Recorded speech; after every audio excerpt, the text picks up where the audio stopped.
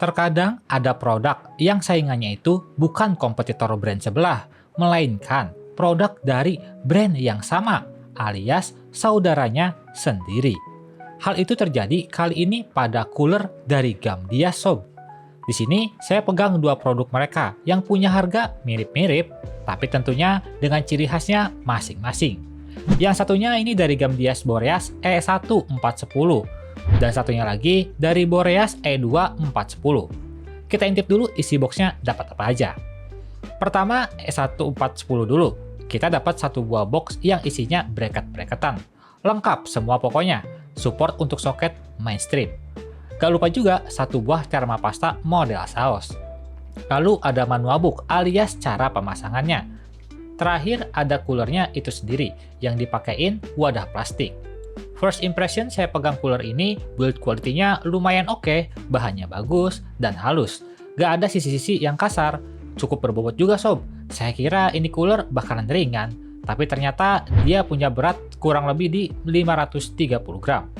Spek singkatnya sendiri, cooler ini punya tinggi di 154 mm, nggak terlalu tinggi dan bakal masuk di kebanyakan casing MATX. Dia punya 4 buah heat pipe ya. Fan-nya sendiri punya nyala-nyala ARGB. Tentunya dia sudah 4 pin PWM dan 3 pin ARGB. Tapi sayangnya untuk kabel ARGB-nya ini dia belum DC chain. Spek sisanya akan saya tampilkan di layar kaca aja ya sob. Soal penampilan cooler ini biasa banget sih, karena heatsinknya itu yang polos gitu aja, alias mentah, nggak diwarnain apa-apa.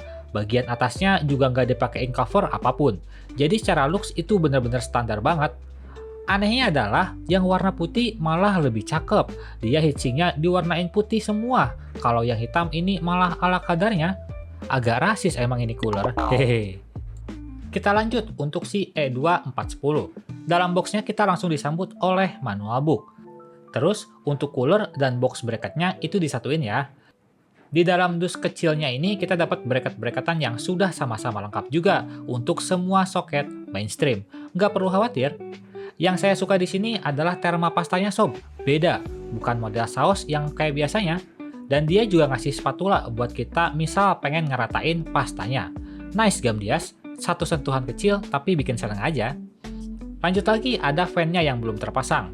Jujur ini fan-nya cakep banget sih. Clean parah dan juga cukup berisi. Dia punya tekstur kayak geratan kayu gitu. Saya tafsir sih harganya sekitar 50-70 ribuan ya untuk fan-nya ini. Terakhir ada si heatsinknya itu sendiri yang ternyata build quality-nya juga cukup padat sob. Clean banget sama kayak fan-nya. Dan yang saya suka itu finishing-nya. Cooler ini bener-bener halus banget. Gak ada yang tajam-tajam atau yang kasarnya. Karena masih ada tuh cooler ginian yang heatsinknya itu masih agak kasar. Jadi berpotensi bikin tangan kita berdarah kalau kegores. Untuk si Gamdias ini sih udah cakep. Halus semuanya. Bobotnya sendiri sudah lumayan di sekitar 640-an gram. Nah, untuk si E2 ini punya looks atau desain yang clean banget sob. Tentunya tanpa sentuhan nyala-nyala RGB sama sekali. Karena emang sengaja dibuat sesimpel mungkin. Saya suka dengan desain produk yang emang clean seperti ini. Kelihatannya sederhana aja, tapi tetap ngasih kesan elegan. Di atasnya dikasih cover dengan tulisan Gamdias. Mau warna putih ataupun hitam, keduanya tetap clean ya teman-teman. Dia warnanya merata dari cover sampai heatsink bawahnya. Jadi tinggal sesuaikan aja sama tema PC kalian. Untuk tingginya sendiri cooler ini ada di sekitar 158 mm. Ini lumayan tinggi ya, jadi teman-teman harus lihat dulu dukungan casing kalian sebelum meminang cooler ini. Takutnya mentok.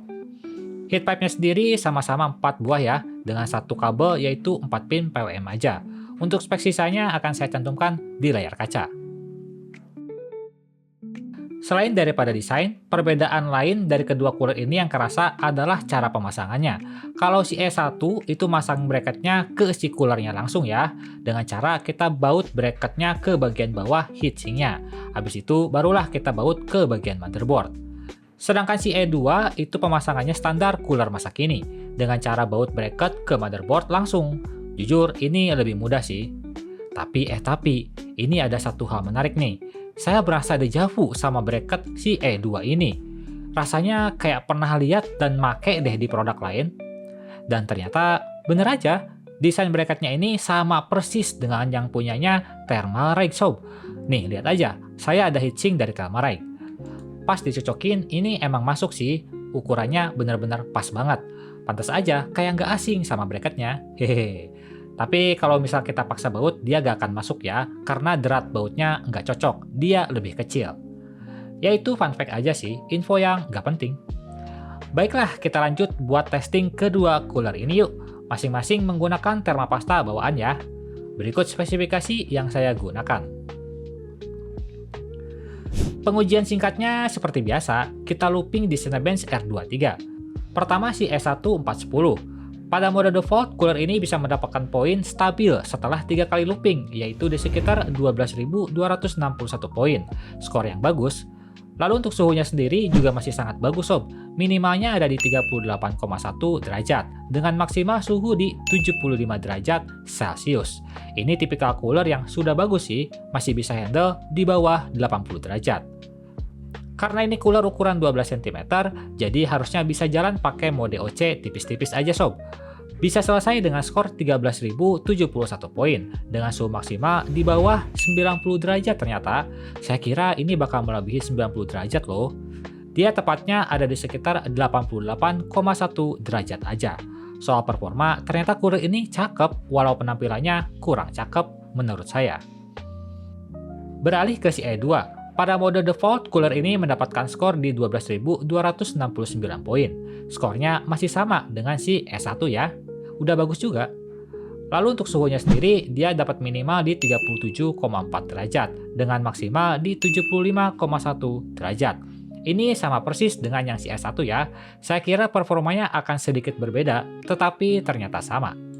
Pada mode OC tipis-tipis, cooler ini sama-sama bisa ngehandle si 3700X. Dapat skor yang kurang lebih mirip kayak si S1, dengan selisih suhu di sekitar 1 derajat aja bedanya, yaitu di 89,6 derajat Celcius.